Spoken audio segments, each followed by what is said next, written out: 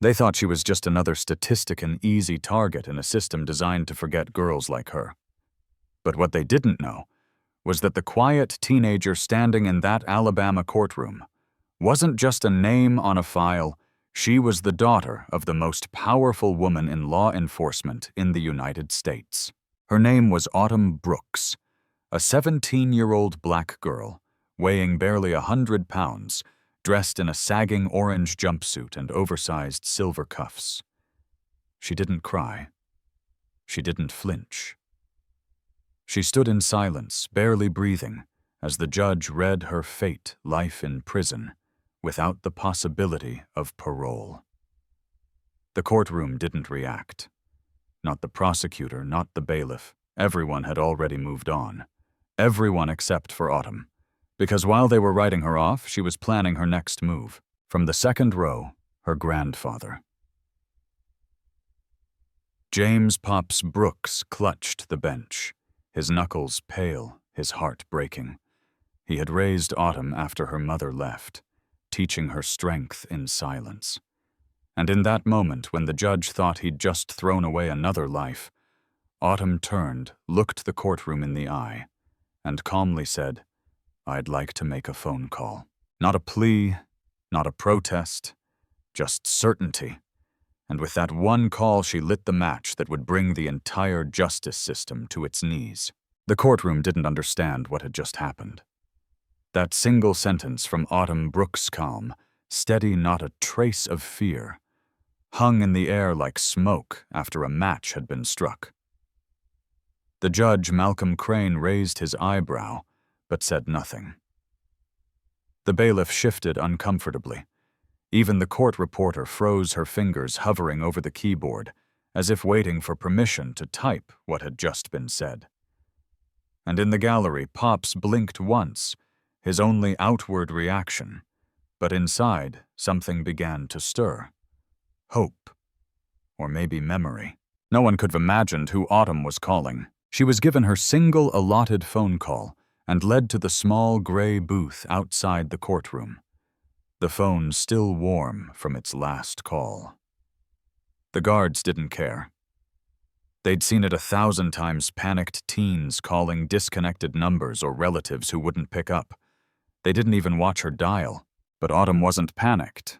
She lifted the receiver and dialed slowly, precisely, like every number was loaded with meaning. On the other end of that line, nearly 1,000 miles away in Washington, D.C., was a woman standing behind a podium at a Department of Justice press briefing. Rebecca Carter, the first black woman to ever serve as the U.S. Attorney General, was in the middle of answering a question about judicial reform when her phone buzzed in her pocket. She ignored it once, then again. The screen read, "Unknown number." She almost silenced it, but something deep inside, a feeling she hadn't felt in years, made her pause. She pressed the green button and brought the phone to her ear. "This is Attorney General Carter," she answered, half distracted. There was a pause. Then came two words that nearly made her knees buckle. "It's me." Rebecca staggered back from the podium as the press room kept buzzing. The reporters kept flashing photos and firing questions, but her world had stopped. She backed into the wall, the phone pressed tighter against her ear. "Autumn," she whispered, her voice barely audible over the chaos. "You once said the law is supposed to protect the voiceless," Autumn replied. There was no anger in her voice, no desperation, only calm. Rebecca hadn't heard her daughter's voice in over a decade. Not since she left Autumn behind in Birmingham to chase power and policies. She had told herself she was doing it for the greater good, that one day Autumn would understand. But now, on the other end of a prison phone, there were no excuses that made sense anymore. Autumn didn't wait for a reply. She didn't need one. "Now it's your daughter who can't be heard," she said softly, and hung up. The line went dead. But the echo in Rebecca's chest roared louder than anything the press room could muster. She stood motionless, her phone still pressed to her ear. Her carefully maintained image, sharp suit, perfect posture, rehearsed words, shattered in a heartbeat. The moment she regained control of her legs, she walked out of the press room without another word. She ignored the questions. She ignored the flashing lights. For the first time in years, she wasn't Attorney General Carter. She was a mother. A mother who had failed. Back in her office, the weight of regret came crashing down. She stared at a photo of a little girl in a red hoodie. Autumn age 4 smiling in front of a Christmas tree on her grandfather's lap. It had been taken the night before Rebecca left for D.C. She had promised she'd return soon, that she was doing it for them. But weeks became months, and months became a decade. She built a career, brick by brick, case by case. She told herself she was fixing the system from the inside, but that system had just eaten her daughter alive. She pulled up Autumn's case in the DOJ database.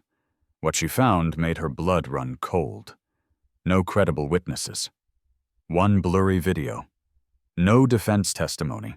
No proper evidence chain.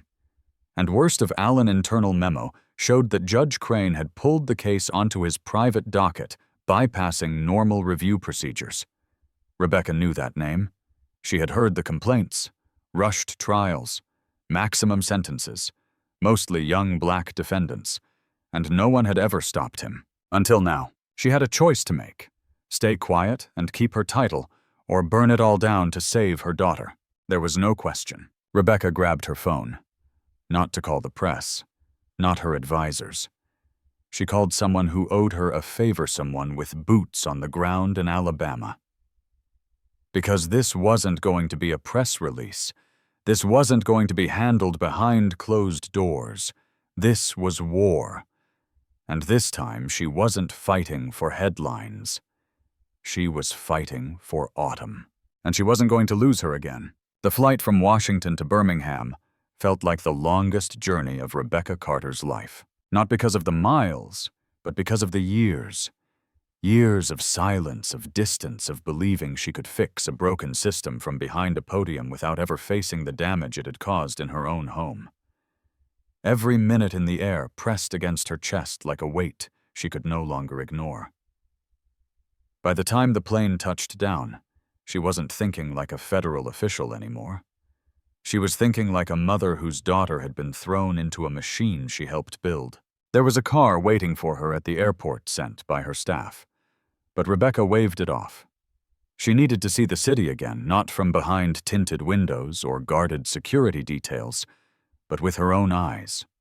She walked through the old neighborhoods, past rusting fences and faded murals, past the corner store where she used to buy autumn candy, and the church steps where her late husband Marcus once waited for her with a baby in his arms. Every block whispered what she'd left behind. Finally, she stopped in front of the one place she never expected to return to, her father's house. The porch sagged under time paint peeling from years of forgotten care. The porch light flickered dimly, as if surprised to still be burning. But the house stood, and so did the man inside. James Pops Brooks opened the front door before she even knocked. He stared at his daughter as though he were seeing a ghost. "Hi, Daddy," Rebecca said softly. He didn't speak, just looked her in the eye, his own face lined by 10 years of doing what she had walked away from, raising her child. "What took you so long?" he finally asked. She swallowed hard. "I thought I was doing the right thing," she whispered. "I thought if I could change the system, I could protect her." "You didn't just leave her," he said, voice cracking like old wood. "You left all of us." "I know," she said. "And I'm here now to fix it if you'll let me." Pops stared at her for a long moment. Then slowly he stepped aside. "Don't come in here to talk," he muttered. "Come in here to fight." Rebecca didn't sit down. She didn't unpack. She pulled out her DOJ-issued laptop, plugged it into the dusty wall socket next to the dining table, the same table where she once did her high school homework and connected to the secure network. The quiet hum of the machine filled the room as she dove into a sea of files. She wasn't just looking at numbers. She was looking at patterns. Judge Malcolm Crane had ruled over hundreds of cases involving black teenagers, most with no defense witnesses, maximum sentences, and suspiciously fast rulings. His docket was like a conveyor belt own that moved quietly, efficiently, without public scrutiny. Then came the break she didn't expect. Pops set a cup of coffee in front of her, then hesitated. "You remember Carol's boy Mikey?" Rebecca blinked. "Michael Travers used to carry my books from the library. Is a bailiff now," Pops said, lowering his voice. "Judge Crane's bailiff." Rebecca sat up straight, her pulse quickened. "He saw something." Pops nodded. "He's been looking real uncomfortable lately, like a man carrying something too heavy to bear. I need to talk to him." Ill drive. They found Michael at a small diner on the edge of town. He sat alone in a booth, stirring cold coffee, looking like a man who hadn't slept in weeks. When he saw Rebecca walk in, he froze halfway out of his seat. "Rebecca Carter," he muttered. "Didn't think I'd ever see you back here." "I need your help, Mikey," she said, sliding into the booth across from him. He gave a dry laugh. "Funny. I used to say that when we were kids. Never thought you'd be the one asking again." She leaned in. "It's about Autumn." His face went pale. His hand trembled as he set down the mug. "I figured. Word travels. Then you know she's innocent." Michael didn't answer right away. He stared down at the paper napkin folding and unfolding its edge. Finally, he whispered, "I've seen things I shouldn't have let slide." Rebecca's voice was low but sharp. "Tell me." He glanced around, then spoke, voice nearly breaking. "Judge Crane, he's been moving cases to his private docket, no oversight, skipping reviews, ignoring evidence. Prosecutors go along with it. They call it cleaning house fast-track convictions, no press, no noise." "Did you see them do it to Autumn?" she asked. Michael closed his eyes. "I didn't just see it. I was there when they pulled her file.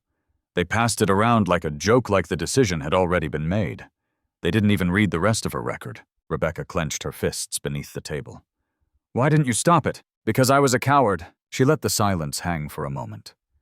"Then, you can make it right. Testify. Help me bring him down." Michael looked up, haunted. "You don't understand. People have tried. They lost their jobs. Or worse." "And if you don't," Rebecca said, "steady as steel, my daughter loses her life." He looked at her, then passed her out the diner window toward the courthouse, barely visible in the distance. "He'll do it," he said at last. "He'll tell the truth." Rebecca exhaled for the first time in days. Her voice was quiet, but firm. "Then let's bring this house down." That night, the Brooks household didn't sleep. Rebecca sat at the old wooden table, where her daughter once sketched out electrical circuits and scribbled code. It still smelled faintly of pencil shavings and black coffee. Now the weight of every lie, every doctored file, and every life derailed by Judge Crane's courtroom bore down on her shoulders, but none heavier than Autumn's. Michael had stayed silent too long, but his confession had cracked the wall wide open. He told her everything. It started with a notebook. Autumn's old beat-up leather journal. It was filled with scribbles that looked meaningless to anyone else, but revealed themselves as carefully thought-out plans for a motion sensor lighting system she'd been designing for the Southside Community Youth Center. The alley outside the center had become a hotspot for danger. Autumn volunteered to make it safer, designing a setup that would trigger lights when someone walked by, keeping kids and families protected after dark. She'd spent weeks working on it, staying up late at her bedroom window, while Pops nodded off nearby in his recliner. She wasn't doing it for credit or a grade, she did it because it mattered, because if no one else was going to fix it, she would. The last time she volunteered, she left her notebook behind on the youth center's bulletin board. That was 2 nights before the fire. Councilman David Harwin, a man whose name Rebecca knew all too well, had long been eyeing the community center's land for private development. Condos, a parking garage, plans that didn't have room for poor black neighborhoods or the kids who relied on those programs. But the community pushed back. Autumn, though quiet, was one of their strongest pillars. She didn't raise her voice, but she showed up. Fixed lights, cleaned halls, wrote code to make the building smarter and safer. And that made her dangerous. So when the fire broke out, it became the perfect excuse. Insurance would pay out, the center would be condemned, and the land could be sold. All they needed was a scapegoat. Autumn's notebook was found near the electrical box placed there, according to Michael after the fact. The very plans she had drawn up to help became evidence that she engineered the fire. Never mind that she wasn't even near the building when it happened. The video shown in court was another lie. Michael had seen the original footage of full surveillance tape that clearly showed Autumn locking up and leaving hours before the fire. But the version shown at trial had been cropped grainy and stripped of timestamps. In it, she appeared to be walking out just minutes before the blaze. No context, no defense, no truth. Rebecca rubbed her temples as the reality sank in. This wasn't just a mistake. This was a cover-up, deliberate, targeted. She looked across the table at Michael, who sat slumped forward, his fingers interlaced eyes heavy with guilt. "Do you still have access to the original footage?" He nodded slowly. "It's archived on a backup server in the courthouse. Room 12B, basement level." "I need it," Rebecca said. "Tonight." Michael paled. "You're serious. As serious as it gets." Pops, who'd been leaning against the kitchen doorway, crossed his arms. "You really planning to sneak into a courthouse?" "I'm not sneaking," Rebecca replied, standing. "I'm retrieving evidence." Pops arched an eyebrow. "Still sounds like sneaking." But he didn't stop her. Neither did Michael.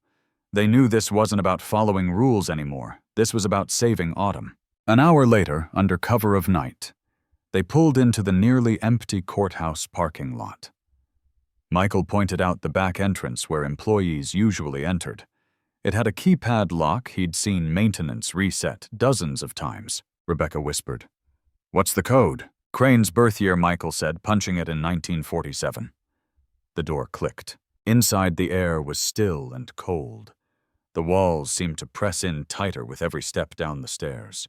Rebecca moved with confidence gloves already on her shoulder bag, packed with everything she might need: flashlight wrench, adhesive spray, and something she hadn't used in decades, a lockpick. They reached room 12B. "Cameras?" she asked. "Just one above the door." Rebecca stepped onto the baseboard and sprayed the lens with adhesive, clouding the view. The red light flickered and went dim. She dropped down and started working the lock. It clicked open. Inside the room was freezing. Metal shelves stretched wall to wall, each lined with black cases. She scanned until her eyes caught the familiar label. "Brooks Autumn Case, 17B. Her hands trembled as she opened the case. One single hard drive. No backup. She slid it into her bag, zipped it shut, and turned. Footsteps, voices too close. Michael was stalling the night guard outside, but it wasn't going to hold. Rebecca's eyes darted to an air vent above the back wall. Barely wide enough. But it was her only option. Wrench in hand, she started loosening the screws. 1, 2, 3. Voices grew louder. The final screw came free just as the doorknob turned. She shoved the bag through the vent and followed, scraping her knees, lungs burning. She crawled through the darkness until she saw a faint glow and emergency exit sign. She kicked the vent loose and dropped into a dark maintenance hallway. Michael was already waiting in the car, engine running. She slid into the passenger seat, clutching the hard drive to her chest. "You got it?" he asked. Rebecca nodded, voice low but full of fire. "I got it." And this time, they were going to make damn sure the truth didn't disappear. By the time Rebecca and Michael pulled back into the driveway, dawn was creeping in across the Birmingham skyline. The deep gray of night gave way to a pale orange glow, and with it came the weight of what they had just done. Inside the house, Pops sat on the porch with a blanket over his shoulders, waiting like a sentinel in the quiet. He didn't ask where they had been. One look at Rebecca's face and the hard drive in her hands told him everything. She moved stiffly up the steps, knees sore from crawling through metal vents. Adrenaline long since faded. Michael followed, looking like he'd aged 5 years in a single night. Rebecca placed the drive on the dining table like it was sacred. "We have it," she said. Pops leaned forward, his voice hoarse. "What's on it?" Rebecca ran her hands through her hair, her voice quiet but fierce. "The full surveillance video. It shows Autumn locking up the youth center hours before the fire. The original footage.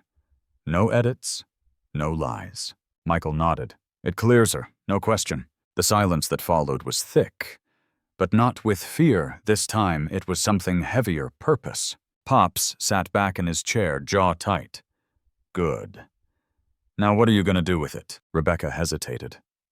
For the first time since stepping off that plane, she didn't have an immediate answer. Her instincts, honed by decades in politics and law, told her to send it to the DOJ to start a formal review.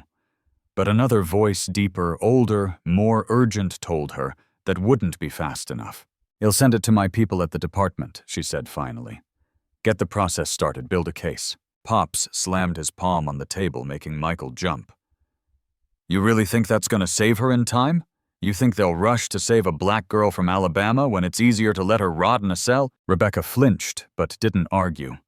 She had seen the system stall before. Seen how quietly files were buried. How many names never made it past the inbox. "But I have leverage," she insisted, forcing conviction into her voice. "I can make them listen." Pops narrowed his eyes. "Leverage doesn't mean a damn thing if Autumn gets transferred before the case even gets off the ground." Rebecca froze. "What do you mean, transferred?" Michael shifted in his seat. "Word is Judge Crane's pushing to move her to state prison. They're expediting the paperwork." Rebecca's stomach dropped. State prison. A 17-year-old girl in an adult facility. The violence, the neglect, the silence. She stood abruptly, her chair scraping loudly against the hardwood floor. "I won't let that happen." Pops stood too, his voice sharp and ragged. "Then stop playing their game. Go public." Rebecca stared at him. "If I go public now, they'll shut everything down. Bury the evidence before it ever sees the light of day. And if you wait," Pops snapped, "they'll bury her." Rebecca turned away, pacing the room like a caged animal. Her thoughts spiraled. She knew he was right. The DOJ would prioritize damage control over justice. They'd wrap it in red tape and claim the system was handling it. Meanwhile, Autumn would be gone, lost in the same machine Rebecca once helped fortify. Then Pops spoke again, his voice softer this time, but no less urgent. "You know what she needs, not the Attorney General, not a press statement. She needs her mother." Rebecca stopped moving. That's what this had always been about. Not titles, not headlines. Autumn. She turned to Michael. "I need every file you can get on Crane. Every case he's fast-tracked. Every teenager he railroaded." Michael nodded. "He'll get it." She picked up the hard drive, gripping it tight. "And I need someone who can make noise, someone the world will listen to." Pops raised an eyebrow.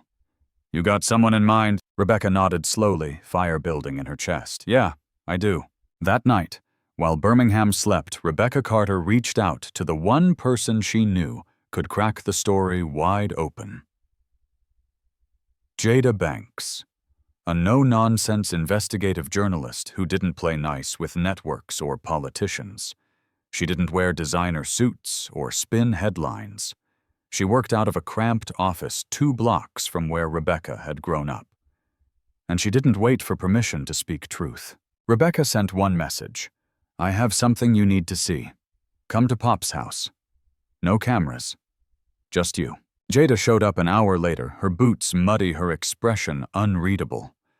They sat at the same kitchen table where the notebook once lived. Rebecca laid it all out, the footage, the court records, Michael's confession. The system-wide pattern of corruption. Jada didn't record, she didn't take notes. She just listened. When Rebecca finished, Jada leaned back in her chair and let out a long breath.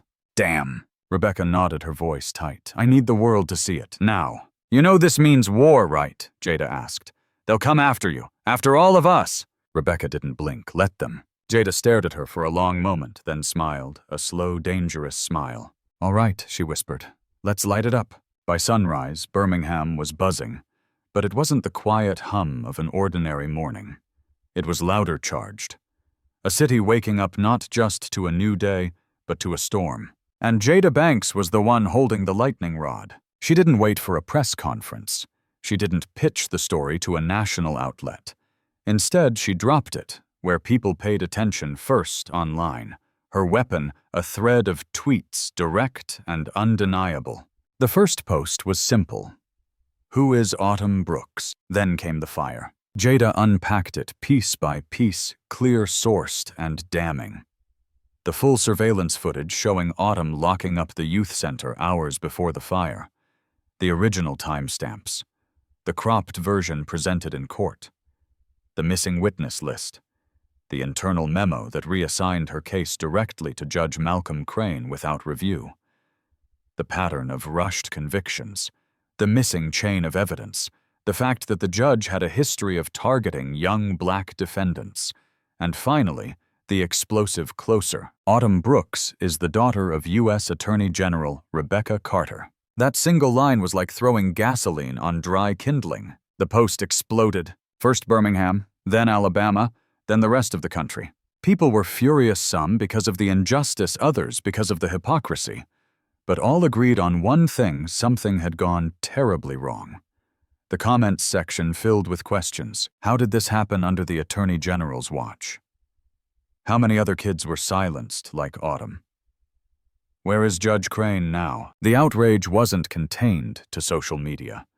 Protesters gathered outside the Birmingham courthouse within hours.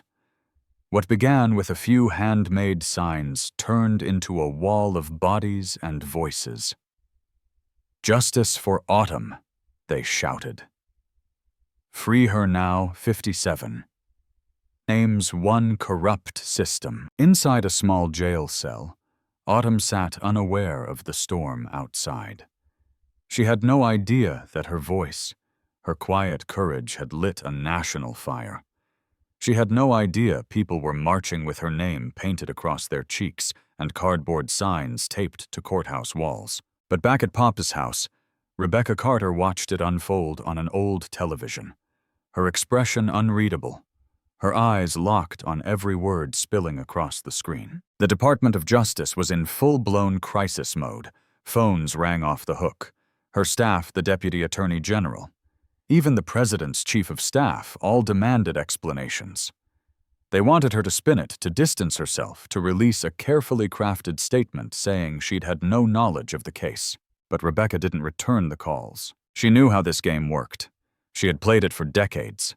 And she was done playing. Instead of bowing to pressure, she made a move no one saw coming.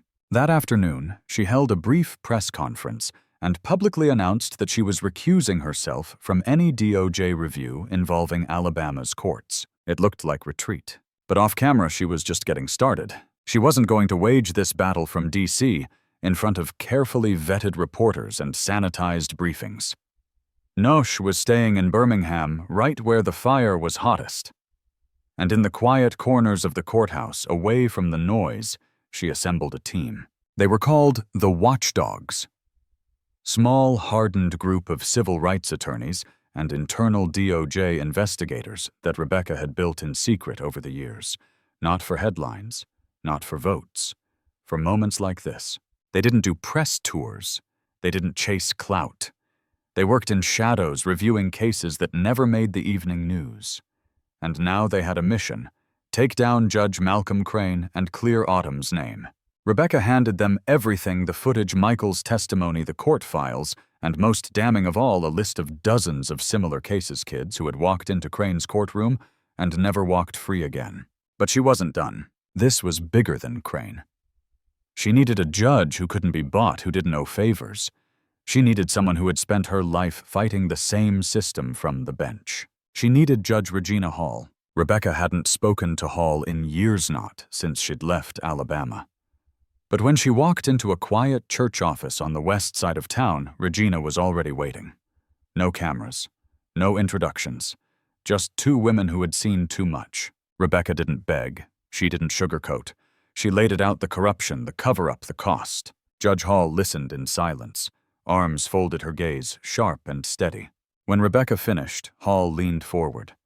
"Are you ready to lose everything for this?" Rebecca didn't blink. "I already did." Hall nodded slowly. "Then let's do this." 2 days later, under intense public pressure, Judge Crane was forced to recuse himself. The Alabama Judicial Review Board intervened, pulling him from the case and assigning oversight to a federal review panel. At the top of that panel, Judge Regina Hall. The announcement hit like a thunderclap. Crowds outside the courthouse cheered. Reporters scrambled for statements.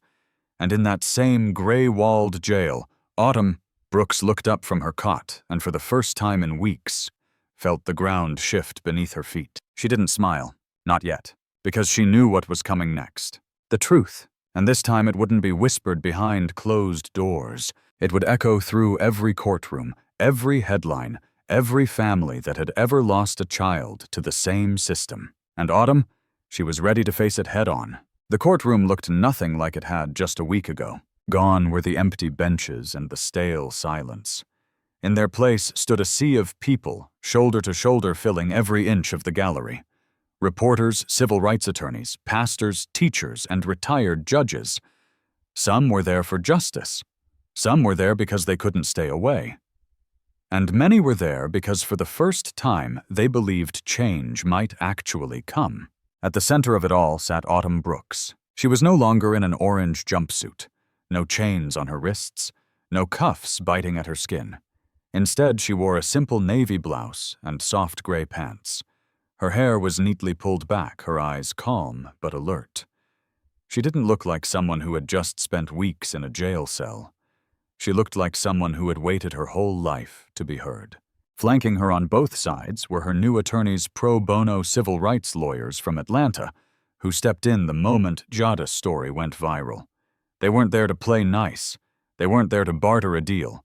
They were there to tear apart every lie the system had told about Autumnand, about every other child like her. And at the bench presiding over it all was Judge Regina Hall. She entered the courtroom without drama, without fanfare, just presence.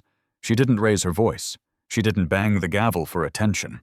But when she looked over her glasses and said, "This court is now in session," every person in that room leaned forward holding their breath. "This hearing will determine whether the conviction of Autumn Brooks," she continued, "should be vacated based on new evidence, judicial misconduct, and constitutional violations.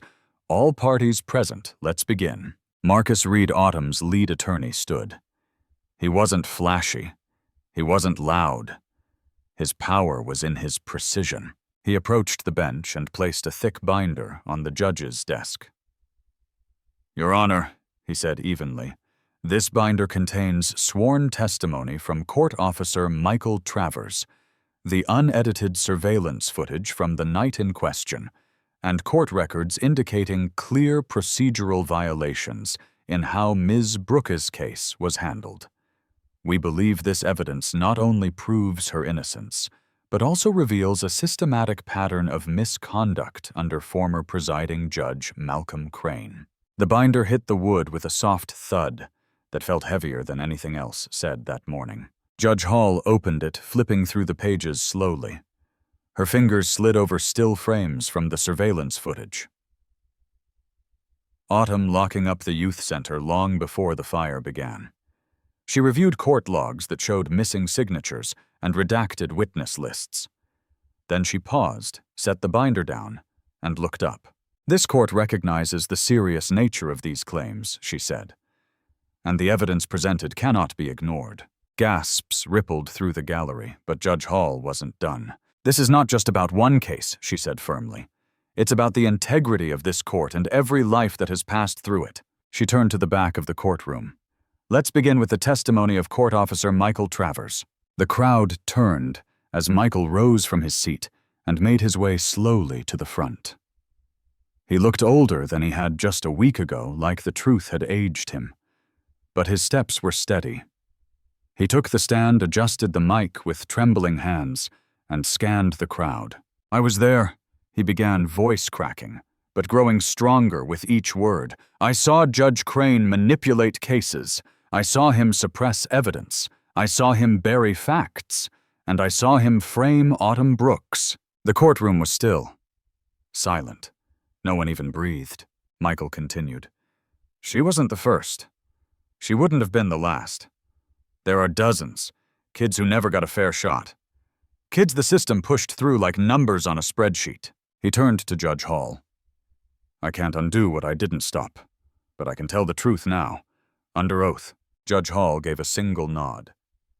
"And you are willing to submit this testimony under penalty of perjury?" "I am." "Then let the record reflect," she said, and turned to the prosecutor who looked nothing like the confident man who once convicted Autumn. He stood hands-trembling voice, barely above a whisper. "Your Honor, the state is prepared to cooperate fully with any additional investigation." That was it. No defense, no rebuttal, no argument. Just surrender. Judge Hall nodded. "This court will recess for 30 minutes to complete its review of the submitted materials. No one is to leave this building." The gavel struck, and the room erupted. People crying, hugging, shouting in disbelief. But Autumn didn't move. She sat still, her hands trembling only slightly. She turned toward the gallery and locked eyes with the one person who mattered most in that moment. Her mother. Rebecca stood just behind the defense row, hands clasped in front of her eyes, wet but steady. No words were exchanged. They didn't need any, because for the first time in a long, long time, they both knew what it felt like to be seen and heard. 30 minutes later, Judge Regina Hall returned to the bench with a calm so sharp it sliced through the courtroom like a blade. No preamble, no dramatics, just the truth. This court finds the original conviction of Autumn Brooks to be null and void. She declared her voice clear and unwavering on the grounds of judicial misconduct, due process violations, and the willful suppression of exculpatory evidence. The gallery erupted. Cheers, sobs, shouts of relief rang out like thunder. Some people cried openly. Others just stood in stunned silence, gripping the hands of those next to them.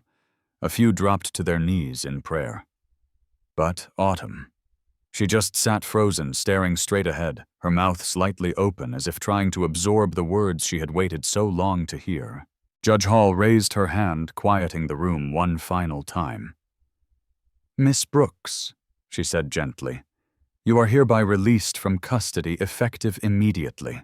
The gavel struck, and just like that, Autumn was free. It should have felt like the end. The gavel. The tears. The courtroom full of people hugging and chanting her name.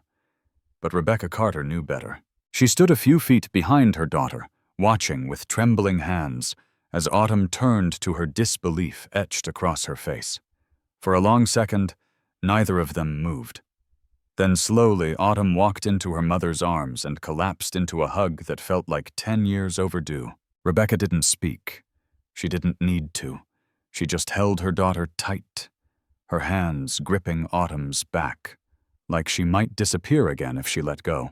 But this time she wasn't letting go. As they stepped outside the courthouse, the sun hit them like a spotlight. The crowd beyond the courthouse steps had grown hundreds now, maybe more. Signs rose: high justice for all 57, end the pipeline, free our kids. And in the center of it all, Autumn stood, one hand in her mother's, the other held by Pops, who'd made his way to the front of the crowd with quiet determination. She didn't raise her fist. She didn't wave to the cameras. She just stood still, letting the weight of it all wash over her. Because this wasn't just about her. Not anymore. It was about the 57 names the watchdogs had uncovered. Kids who had been pushed through the same courtroom, under the same corrupt judge, with the same tactics used to silence and erase them. Each one a life derailed, each one a future stolen by a system that valued numbers over justice. And now they were going to get their chance. The day after Autumn's release, Rebecca sat in the back of Jada Banks' newsroom, surrounded by whiteboards covered in names, dates, and arrows stretching back over a decade. The room was a hive of motion papers, shuffled phones, buzzed voices whispered urgently.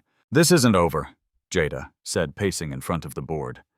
"They think tossing Crane off the bench and freeing Autumn will calm everyone down." Rebecca didn't hesitate.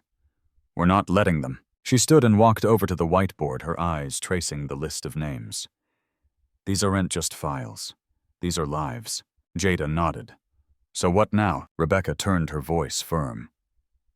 "We take every one of these cases back to court. Every kid he fast-tracked, every conviction he touched.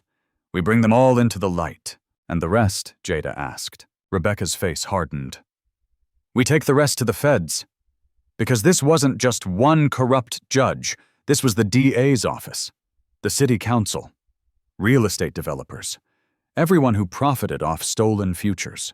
And she wasn't done yet. She picked up her phone and made one final call. Not to a senator. Not to a reporter. To Autumn. The phone rang once, twice.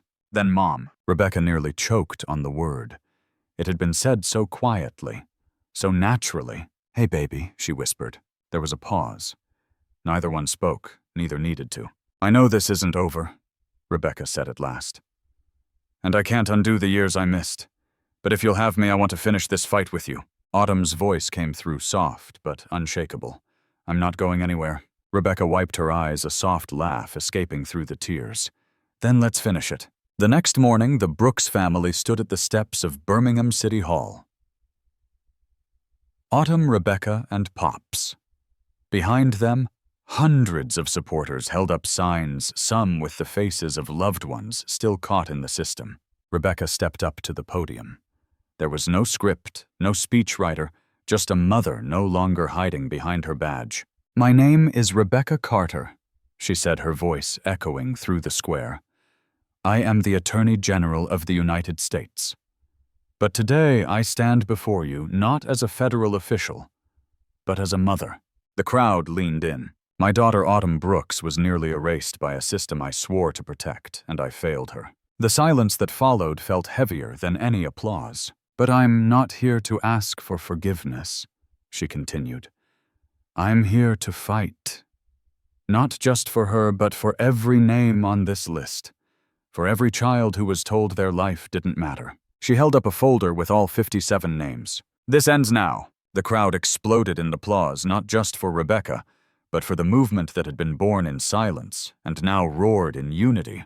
Because Autumn's freedom wasn't the end. It was only the beginning. The courtroom wasn't the same anymore.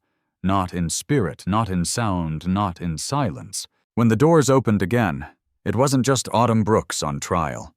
It was the entire system. Judge Regina Hall returned with the watchdog's full investigation in hand.